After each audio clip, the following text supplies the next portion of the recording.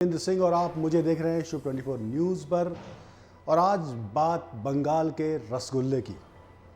जी हाँ, आप सोच रहे होंगे बंगाल में तो चुनाव होने वाले हैं, आखिर हम रसगुल्ले की चर्चा क्यों कर रहे हैं। दोस्तों, ये रसगुल्ला बंगाल के चुनाव से ही जुड़ा है और इसके पीछे वजह है ममता बनर्जी का एक पोस्टर। बांग्ला में लिखे एक स्लोगन के जरिए ममता बनर्जी उस इतिहास को वापस दोहराना चाहती है जो कभी रसगुल्ले के नाम पर बंगाल में दोहराए गए हैं। वैसे तो खान पान और व्यंजनों का राजनीति से कई बार नाता रहा है।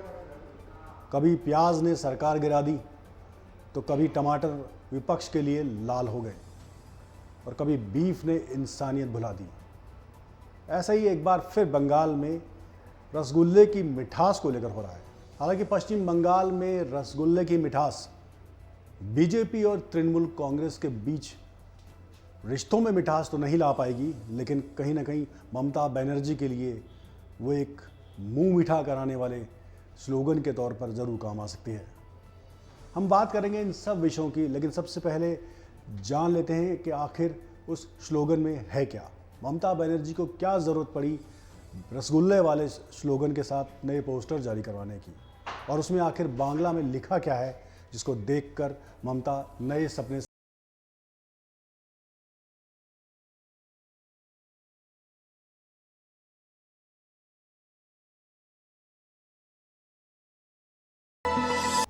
बांग्ला निजेर मेय के ई चाय, ये बांग्ला का स्लोगन ममता बनर्जी के पोस्टर के साथ बहुत सारे रसगुल्लों के साथ लगा हुआ है इस वक्त पश्चिम बंगाल के हर तृणमूल कांग्रेस के दफ्तरों पर। इसका बांग्ला में मतलब जो अगर देखा जाए तो हिंदी में हम उसका मतलब देखें तो साफ तौर पर ये बंगाल की बेटी को ही चाहें, इसका हिंदी में मतलब निकलता है। यानी पश्चिम बंगाल में एक बार फिर ममता बनर्जी स्थानीय के मुद्दे पर अगला विधानसभा चुनाव जीतने के सपने देख रही हैं। अब इसके पीछे वजह क्या है? इसके पीछे वजह है कि बीजेपी को वहाँ जो उसके मुख्य जिससे उसकी टक्कर होने वाली है उसको वहाँ स्थानीय कोई ऐसा चेहरा नहीं मिला है। हालांकि रूपा गांगुली, मिथुन चक्रवर्ती, ऐसे कई दूसरे नाम भी हैं जिनकी चर्चा आ रही है, लेकिन वो ममता बनर्जी के समकक्ष नहीं है या वो टक्कर देने की स्थिति में नहीं है। और इसीलिए बार बार बीजेपी कोशिश भी कर रही है कि उनके चेहरों को तोड़ा जाए, उनके एमएलएज को तोड़ा जाए, उनका कॉन्फिडेंस लूज़ किया जाए। लेकिन ममता बनर्जी जानती है ये बात कि बंगाल में ममता बनर्जी खुद एक ब्रांड है और बीजेपी के लिए ये स्लोगन जो है या जो नया पोस्टर है दीदी का, वो बहुत बड़ी मुसीबत बना हुआ है, क्योंकि आसपास जो उनके कार्यकर्ता हैं वो उसे एक स्थानीय पार्टी के तौर पर प्रचारित करने में लगे हैं और बीजेपी को बाहरी पार्टी बता रहे हैं। इस पोस्टर में है क्या, आपको ये भी बताते हैं। ममता दीदी के इस पोस्टर में एक प्लेट में सजाकर रसगुल्ले रखे गए हैं।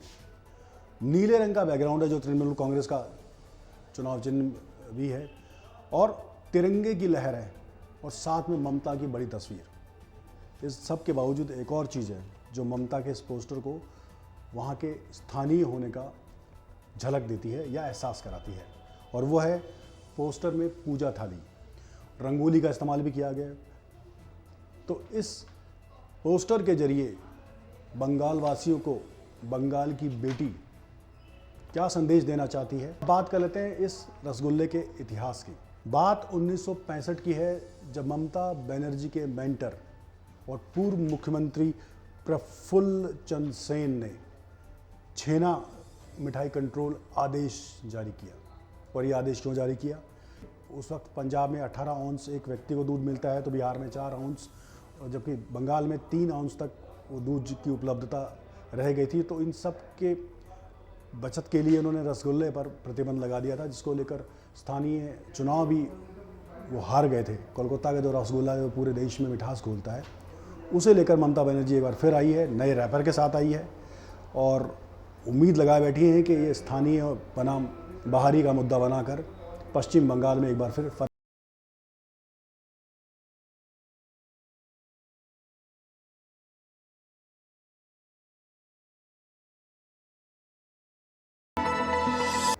तो ये था आज का हमारा स्पेशल शो, जिसमें हमने देखा कोलकाता के रसगुल्ले का राजनीति की मिठास और कड़वाहट के साथ संबंध। तो फिर मिलेंगे आपसे एक नए मुद्दे के साथ। तब तक आप देखते रहिए शुभ 24 न्यूज़।